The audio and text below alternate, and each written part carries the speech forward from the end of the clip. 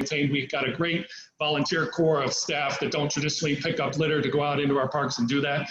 And we currently now are asking for help from folks like yourselves and the general public through our foundation. We're doing pitch in for the parks, which is a great opportunity for you to help us take care of our parks across the city. One of the biggest impacts, I think, of COVID was we did not hire our traditional seasonal hires that we normally do. So normally in the summer, we hire upwards of 3,000 plus people, and that's lifeguards and camp counselors and landscape people. We didn't hire those folks. We hired maybe around 600 social distance ambassadors. So you may have seen them out on the Lakefront Trail and in the parks. They wore blue shirts and encouraged people to wear their masks and keep it moving throughout the parks. But we didn't have anywhere near the number of staff that we typically do. And that really impacted us in two ways. One was through programming. So while we did in June, our recreation staff started to get back into our facilities to prepare them for summer. And in summer, we did have summer camp. It was a much reduced capacity than we typically offer. And that was just because we didn't have our seasonal staff. And now we're starting to prepare for fall, but again, in a much reduced capacity than we normally do. But our leadership and Mayor Lightfoot thought it was important to continue to offer something for those essential workers across the city so that they could have some sort of opportunity for their kids to get some care during the day. And certainly the parks are still open. The field houses, the recreation centers may be closed or reduced hours, but the parks are always open. And I think it's been critical during COVID-19 when we're all working from home, when we've all been shut in our homes and that sort of thing, to offer people green space to get out into and to exercise and to walk and to bike and to run and those sorts of things.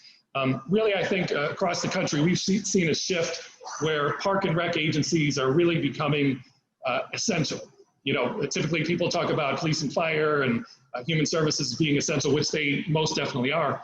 But now people I think are starting to reassess parks as being an essential component of our daily lives. So I'm very happy about that.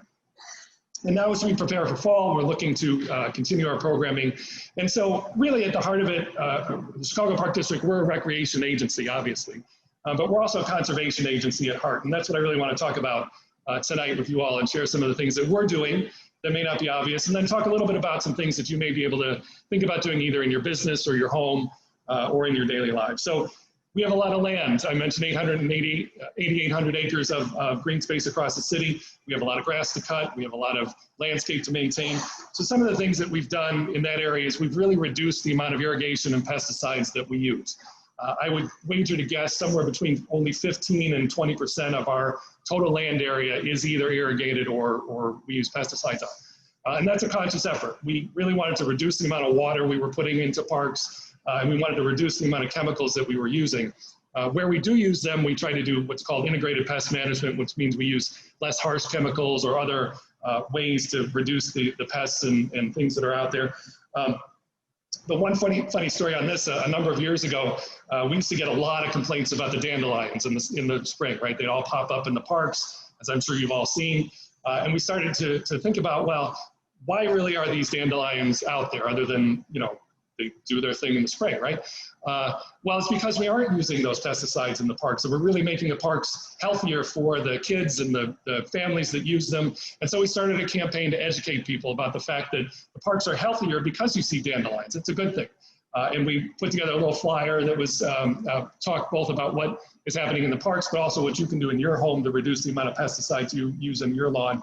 And that really helped with our public education. We saw the number of complaints drastically go down about the dandelions because people understood why they're there. We also have a biodiesel processing facility, which many people don't know. It's our own facility located on about 39th and Lakeshore Drive, where we're taking used restaurant grease and we're turning it into biodiesel, which we then use in our forestry trucks and in our landscape equipment. So those large lawnmowers you might see going through the parks, they're actually running on biodiesel that we made ourselves. Part of the reason we do that is biodiesel from restaurant grease doesn't come from a petroleum product. So we're able to reduce our reliance on petroleum products. And generally speaking, it's better for the environment. Anytime we do these things, though, you can't just, want to use biodiesel in your lawnmowers. You really need to think about how that's going to work. And when we started to think about it, we realized the lawnmowers we had were not biodiesel ready. So we had to do some work on making sure that the hoses and the connections in the lawnmowers could work on regular diesel or on biodiesel. We also have a lot of what we call natural areas. So those are the areas in parks or, large areas that we have some full parks that are natural areas. Those are areas that are planted with native plants. So you'll see some of those up and down the lakeshore here. There's some over across the way in Maggie Daley Park. So if you walked over here through Maggie Daley Park, you saw some of those natural plantings, those native plantings. And we do that really for a couple of reasons. One is for providing that habitat that I mentioned, which is a good conservation measure. But also in the long run, it helps promote birds and bees and butterflies and their habitat. And it can also reduce our operating costs because natural areas, once they get established, require less upkeep and less maintenance than, say, a straight turf grass or other type of landscape. In addition to natural areas, we're starting to incorporate nature play into them. Nature play is a relatively new thing, where back in my day, that meant you just went out and played with sticks and mud in your yard, right? So we're trying to make sure we're incorporating that nature play element into our natural areas and into our parks, because there are a lot of studies that show that kids really need nature. And there's a thing called nature deficit disorder, which our kids are suffering from. They're all on their phones or their tablets or whatnot, and I'm guilty of that as much as anybody. But getting out into nature can help with stress, can help with anxiety. There's actually studies that talk about trees planted outside of schools raise test scores because kids see the nature and see that green space. And so we're trying to incorporate active use into our natural areas along with passive use such as trails and walking and bird watching and that sort of thing. So certainly landscape is a big thing for us. Another large thing for us is energy usage. So I mentioned we have over 200 buildings across the city, everything from Soldier Field to smaller facilities. Everything from brand new buildings to buildings that are 100 years old. So it can be really challenging in that sort of portfolio of buildings to manage our energy use, electricity, natural gas, and water. But we've done a couple of things to think about how we can do that better. One way we did that was through retrofitting a lot of our older facilities with newer, more efficient HVAC systems, boilers, air conditioners, chillers, these sorts of things. When we did that, we also incorporated building automation systems so that our building engineers don't have to physically go out to a building to inspect some machinery or change the temperature if it's somewhat uncomfortable for folks. They can do it remotely on their laptop through the software that we have hooked up to that building. Another thing that we've done is just retrofitted lighting. I think that's the biggest and maybe easiest thing that anyone can do to make their facility or their building or their home more energy efficient is to retrofit lighting. There's plenty of new technologies on the market today. LED is the latest, greatest one that really reduces your energy use of those light fixtures anywhere from 70 to 90%, depending on the light fixture. So lighting is a big deal for us. And our facilities are open anywhere from 7 a.m. to 9 p.m. at night. And that's a lot of energy use. We also have a fairly large fleet of vehicles. We have about 500 vehicles. That's heavy duty trucks, the tractors on the beaches, lawn care equipment, forestry vehicles, you name it, we probably have a vehicle somewhere in our fleet that's out there. And we've tried to look at our fleet and see where are those opportunities for us to use renewable and alternative fuels. So we do run a lot of biodiesel, as I mentioned. We also run some vehicles on compressed natural gas. We use ethanol. Illinois is a great ethanol state, so we do have some ethanol in our fleet. We haven't quite yet got to electric vehicles. We do have some electric vehicle charging stations in some of our parking lots, but where we park our vehicles, the infrastructure tends to be older, so we haven't been able to crack that nut yet, but I think that's on the horizon for us. Also, I'm very proud to say our electricity is 100% sourced from green sources, so 100% of our electricity is green. That took a while for us to get to 100%. We had to ramp up to that, but for a portfolio like ours, which is fairly large, it's a great accomplishment that we have 100% of our electricity now coming from green sources. And that, again, I keep harping on Soldier Field, but that includes Soldier Field all the way down to our facilities and all of the lighting in the parks. All of that is powered by green energy. Another challenge for us, of course, is waste. So the waste that we produce, we ourselves, the Chicago Park District produces, is small compared to the waste that you all bring into the parks when you come for a picnic or a soccer game or whatnot. So a lot of the waste that we manage, we don't control. It's brought in by park patrons who are enjoying the parks, and that's fine. So what we try to do is make sure that we have infrastructure in place so that people can look for a blue recycling can for their recyclables or use a green can for their waste. The challenge, many of you may know if you're at all in tune with recycling, is recycling is a commodity-driven market. So some years plastic may be more valuable than paper. Metal is usually always valuable. Cardboard kind of ebbs and flows. But lately in the global market that is recycling the last couple of years, it's really tanked. And that's because China, who took the vast majority of recycling from around the world, decided that their recycling streams were too contaminated. And they didn't want to be taking as much waste in with the recycling that they were collecting, not to mention that they create a lot of recyclables themselves in China. So that's challenging for us to think about recycling and recyclables. What will happen in the future, I'm not really sure. But we continue to provide that infrastructure for our park patrons who come into our parks. Composting is another big area for us. We have a lot of landscape waste and debris. So anytime a tree falls, we've got to, cut it down, chip it up, turn it into mulch. We get a lot of leaves in the fall, as I'm sure all of you do in your yards. So we got to do something with that. The majority of that gets composted. But because of the change in the recycling markets, we've started to think about, are there other ways that we can compost that we aren't currently doing? So last year we piloted a compost project with our summer food program as part of our day camp. We serve millions of meals throughout the year to our summer camps and our after school programs. And we had a fairly successful program with that. We piloted it at about 10 parks.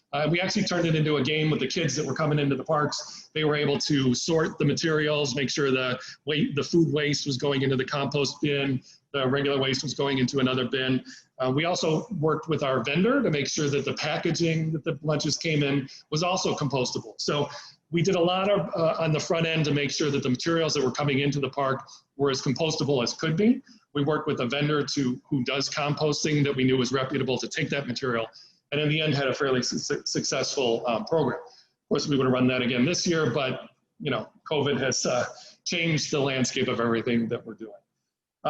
And I think too, this is a good point to talk about green purchasing. So we buy a lot of stuff as an organization. And we really try to think on the front end about the things that we're buying, the materials that we're buying, whether it's office paper or lunches for the kids or, lawnmowers for that matter. And are there opportunities for us to make that commodity or that material greener?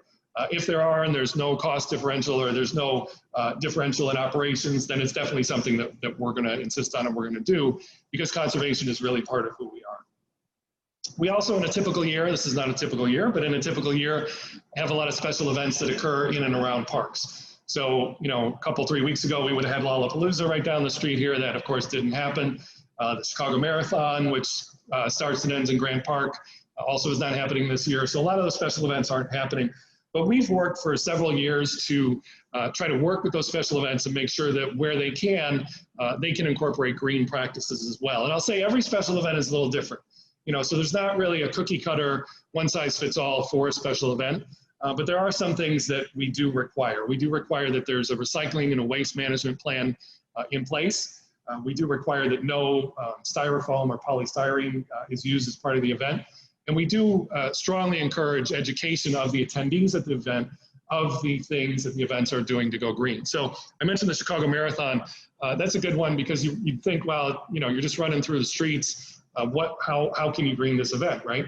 Well, in Grant Park, at the start and end line, there's a lot of opportunities for greening. So I don't know if any of you are runners. I pretend to be a runner, but it's not really working out. When you start a race like that, if you're kind of a more elite racer or just a regular racer like me, you tend to layer up because the marathon starts really early in the morning. So you have a couple sweatshirts on or whatever. As you run, as you start to get warm, you take those off and runners sort of throw them on the street as they go. Well, what the marathon does is they get a team of volunteers that comes behind the runners and collects all those sweatshirts and other clothes and things like that. A lot of them are brand new, really good things, and they collect all those and they donate them to Pacific Garden Mission and other homeless shelters here in the city. Another thing they do at the end of the race, after you've run the whole race, you get a heat shield, which is kind of like an aluminum foil blanket that gets put over you.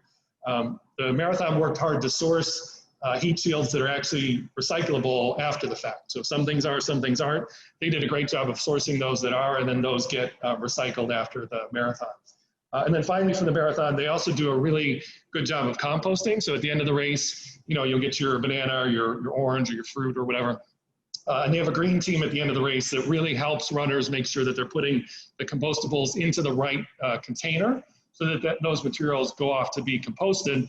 And then after it turns into good compost, guess what? They give it back to us and we use it in parks across the city. So it's a great full circle thing for the marathon. Lollapalooza also does a really good job with recycling. Most of the summertime music events do a good job of providing refillable water stations and things like that. So, you know, I could go on about special events, but there's a lot of really interesting things that are happening with special events that occur in parks. So I want to sort of transition here a little bit to, you know, measuring success. So it's one thing to think about going green. It might be a daunting task to think about, oh my God, how am I even going to start, you know, whatever. But really, it's what we started to think about is how do we measure our success? And when it comes to facilities, it's a little bit easier than in other areas. So with our facilities, we use a certification through the U.S. Green Building Council called LEED, Leadership in Energy and Environmental Design. And it's a rating system for buildings. I don't know if maybe some of you are familiar with it, but it can be done for new buildings. It can be done for retrofits of existing buildings. It can be done for neighborhoods. There's lots of different rating systems and classifications for LEED, but it's one way that we can use a third-party verification to say to us, you know what, you built a building, you did it in the right manner, and yes, it actually is green. We also, and currently we have about a dozen or so facilities across the city that are LEED certified. One of them, Soldier Field, was the first NFL stadium to get LEED certification in the country, so we're very proud of that. But what it really does for the building is a couple of things. It makes the building more efficient. So it's making sure that you're installing energy efficient lighting, HVAC boilers, that sort of thing. It also cuts down on water use. And we have a couple of facilities that reuse rainwater, both in flushing urinals and toilets, as well as for irrigation purposes. So there's a lot of different ways. And again, you know, cookie cutter doesn't work for everything. You really got to think about on the front end, what are you trying to attack and what are your goals at the end of the day? So I think as I sort of wrap up here, what you all can think about either in your business or in your home or in your daily lives, if you want to be more sustainable, if you want to be more green, what are you already doing? I'm sure there are things that you're already doing in your daily life. You know, maybe you're bringing your grocery bag to the grocery store, if your grocery store allows that now, with you. I confess I tend to forget mine in the trunk, but I try to bring it with me as much as I can. But there are things that many of us are doing that count as green. Maybe your business sends emails instead of paper memos. That's green. Maybe your business has a water cooler instead of individual water bottles, or you're doing double-sided copying as just kind of default. So there's a lot of things I think that can be done. I think it's important to think about setting goals, right? Making sure that you're doing things that are achievable and maybe stepping into a broader sustainability plan if that's where you want to go. If you have a larger business, let's say, maybe you think about a green team that can really, you can pull people from different units or different departments in your business who know their area of expertise and can think about making that area of expertise green. And then I will close with a couple resources for you. Commonwealth Edison, People's Gas, and I don't know if any of you live in NICOR service territory, but the utilities here that serve Northeastern Illinois, they all have incentives and rebates in place, both for residents as well as businesses, both private business and public institutions. So take a look, just Google it, it's on their website. A lot of those incentives for residential customers are already built in at point of sale locations. So if you go to buy an LED light bulb for your home or something like that, it's probably a reduced rate already because they baked in that ComEd rebate. Or if you're, say, getting a new boiler for your home, People's Gas has great rebate incentives for that. So check out those rebate incentives. There's money out there, and we're all paying for that on our utility bill. So there's money that comes off of our utility bill that goes into a fund that pays for that. So if you're not getting your rebate back, you're leaving money on the table. Another great organization here in Chicago is the Illinois Green Alliance. So they're our local chapter of the U.S. Green Building Council. They do really interesting webinars. I'm sure when we get back to in-person, they'll continue doing their in-person. They've got some great resources on their website. They also connect green professionals in the area. So if that's that would be another great resource for you, the Illinois Green Alliance. And then I'll close with a resource that I found that is specific to Rotary. It's the Environmental Sustainability Rotarian Action Group, which is a mouthful. But that's a group that exists to help you all and help clubs like you across the world with your specific interests in being more sustainable and going green. And they actually partner with an organization called Project Drawdown, where a friend of mine works. She's the one that tipped me off on this. But there's great resources out there for you all as a club, for you all individually, and for you all in your businesses to think about being more sustainable and going green. So thank you very much for having me tonight, and I look forward to questions.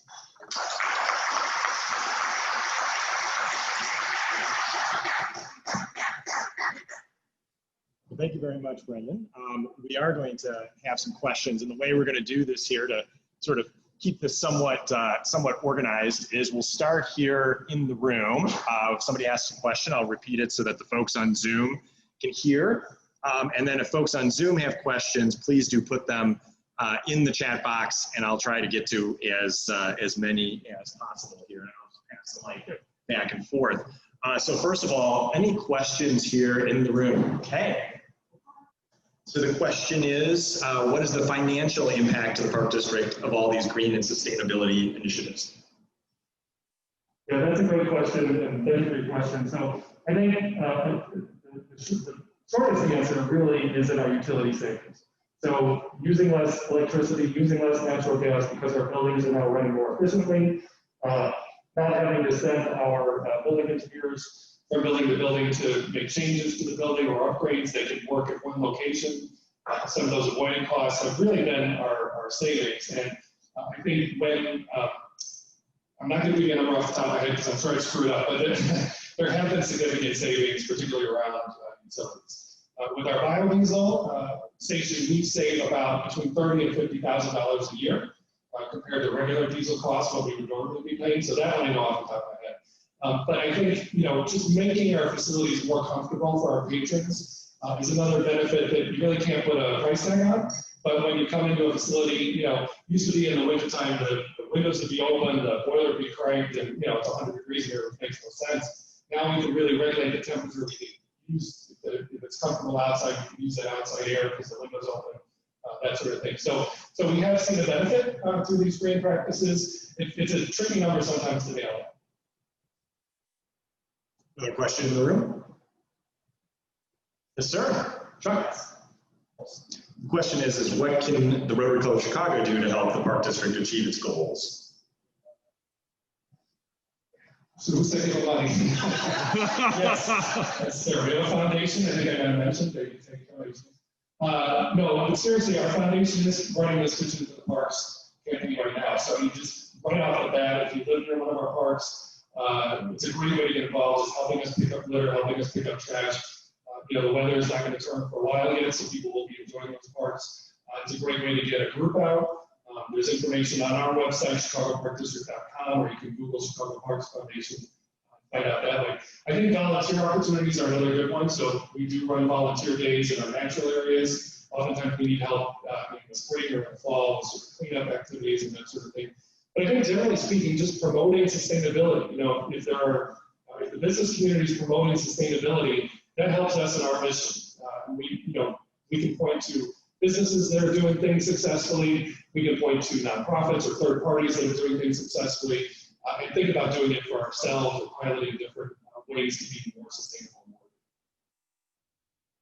So let's move to the Zoomosphere here. We do have a few questions accumulating here. And one of those questions actually relates to partnerships between Rotary and the Park District. And it's a question from our past president and past district governor, Pedro Ceballos. He wants to ask about the Rotary Centennial Park. I'm not sure if you're familiar with that. It's just south of the planetarium. And it looks like Pedro is asking for some advice. Pedro, was there something specific you wanted to ask about in regards to the park, or just ways that we can work together? Yes, you gave me hi, Brendan, and welcome to Rotary One.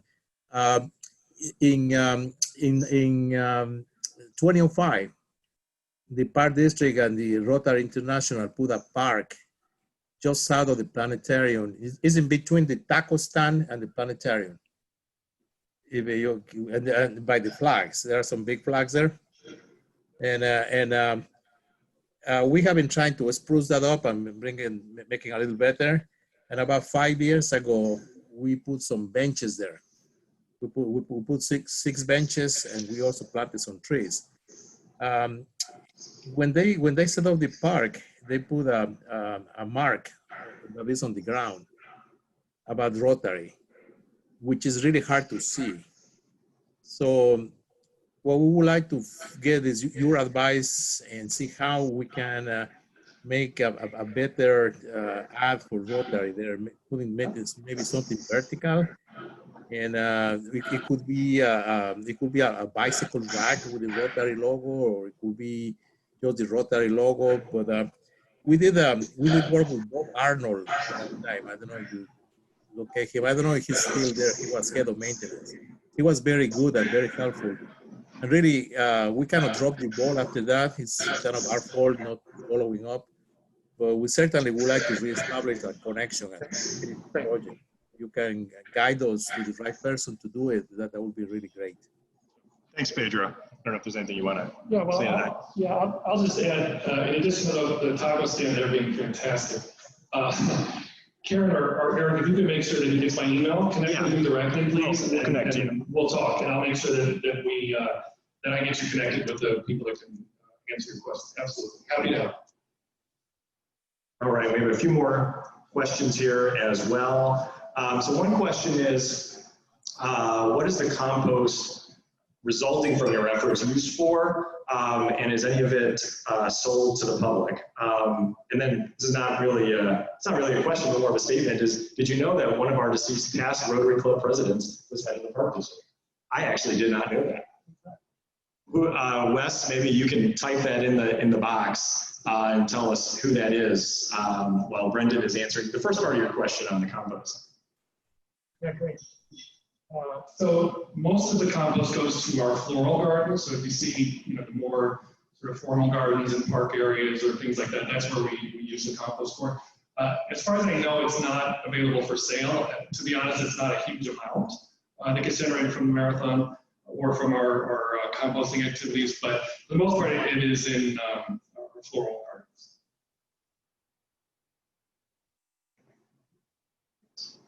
And I think we have one more question here. The question is the apiary at Millennium Park, is that under your jurisdiction or is it part of the museum? And if it's not yours, do you have, just went away here, hold on one second. People are typing too quickly. Do you have any apiaries, and are they accessible to patrons for teaching? Okay, so the nuances of bureaucracy, get ready, here we go. Millennium Park is not a park controlled by the Chicago Park District. That's a park controlled by the city of Chicago. Now, none of you would know that, right? Because it's a park and there's a bridge that connects the two of them. So it's a great question. And one would think that Millennium Park is a Chicago Park District park, but it's not. Not unlike Olive Park, which is down here, is also not a Chicago Park District park that's owned by the Department of Water Management. So there are 605 parks across the city of Chicago. There are about 12 or 15 other parks that are publicly owned that aren't managed by the Chicago Park District. So there's your bureaucratic lesson for the evening. I do happen to know about that apiary, though. It is, I believe, owned by the Art Institute. We have an apiary at Garfield Park Conservatory. You can reach out to the Garfield Park Conservatory Alliance. And they'll be able to, whoever asks the question, they'll be able to talk to you about teaching opportunities. I know we do run beekeeper classes out there, so if somebody's interested in their own beehive, they can learn how to do it. I'm not sure beyond that what other educational or learning opportunities there are. That is the one that I know of that we have that is available for teaching opportunities. All right, wonderful. Thank you very much. I'm going to wrap up the questions now so we can move on to announcements, and I know food will be coming soon, but let's give Brandon a big round of applause. Before you go too far, I do want to present a small token of our appreciation. This is a candle here, and we try to give all of our speakers gifts that actually have some impact on the community, and these candles are from an organization called Bright Endeavors. And Bright Endeavors' mission is to empower young moms by providing transitional jobs and professional skills training. So this not only helps those young moms, but it helps their children, and therefore helps the community. So I'd like to get one of these. Thank you very much. All right, thank you very much.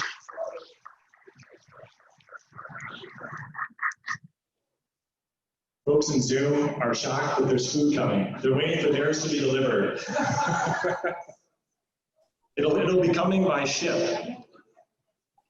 Okay, so the next part of our program is introducing our guests. And so I am going to start again with guests in the room. I know I see a few guests. I believe, Natalie, you have a guest. Would you, could you just stand up and introduce her?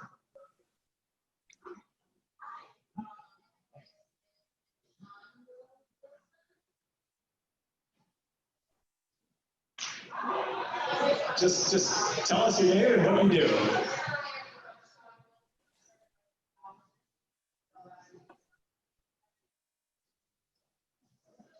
You should talk to my wife who's sitting right here.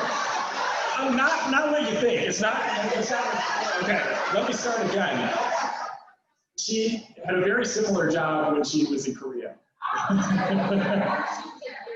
Yeah, and I'm perfectly happy that Zoom didn't hear that part. Chuck, do you have a guest as well? Yes.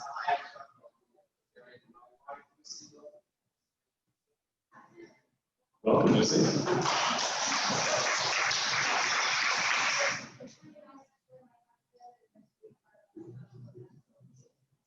Thank you very much, Lucy. Thank you very much, both of you, for being here today. We had two guests in the room. I'm sorry, I know that was hard for you guys to hear you. The room is quite spread out for social distancing. But now for folks here on Zoom, I believe we do have a few guests here as well. Salvador, I believe you're a guest. I've seen you on before. Could you introduce yourself? Sure. My name is Salvador Farfan, and I used to belong to the Long Beach Club. I have visited Rotary One a number of times. I used to travel a lot when travel was possible.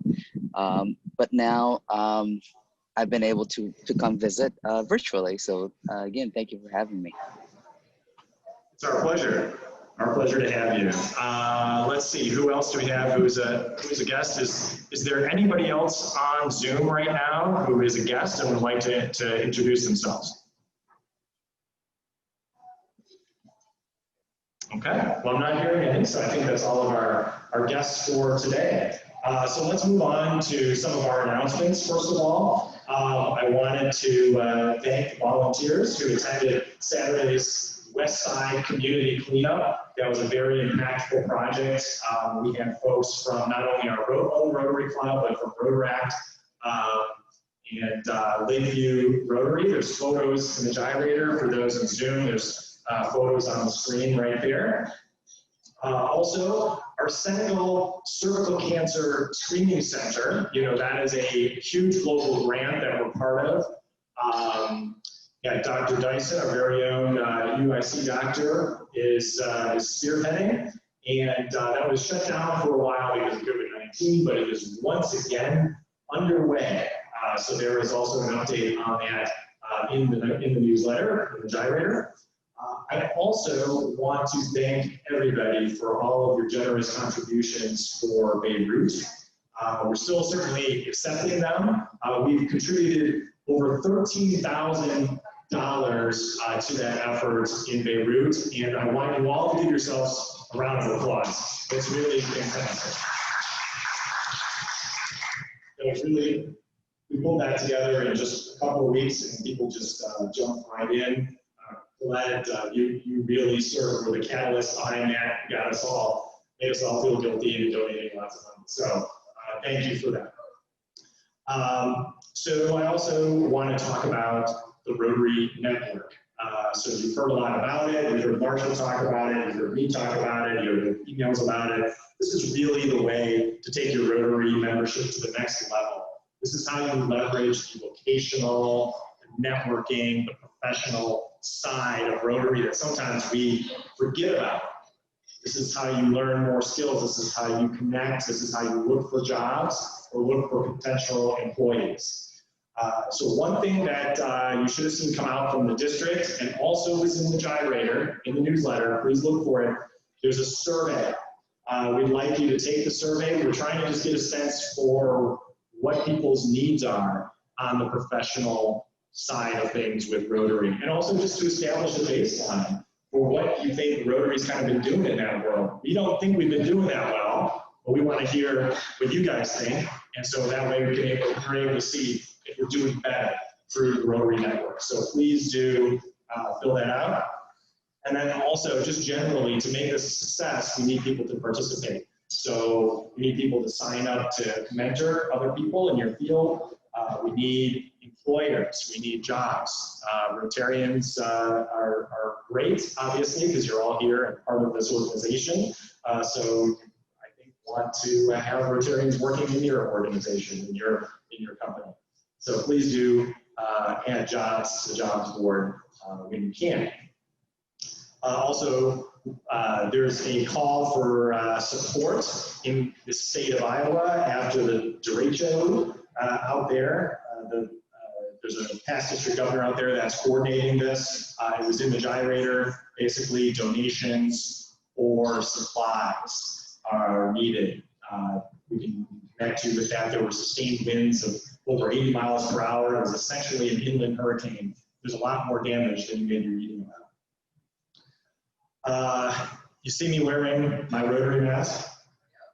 That's thanks to our very own Natalie Loma, who's been putting these together in quick order. We actually are almost sold out. We've been giving them to our volunteers who show up to events, and also you can buy them for 20 bucks. 20 bucks gets put towards our COVID relief efforts. If you want one, please reach out to Karen or contact the office, email the office, and we'll hook you up with one. There are a variety of events coming up here for a variety of different worthy causes, and particularly for those of you who have been yearning for in-person connections. Some of these may be for you. Let's see a show of hands. Anybody here like to golf? All right, we got a couple golfers, the Grobies. We've got a couple of golfers. We've got Marilyn Lopez over here, you may know is in Boy Scouts of America, and they have their annual golf classic coming up on October 5th. So that should be a fun one at Kemper Lakes, the famous Kemper Lakes.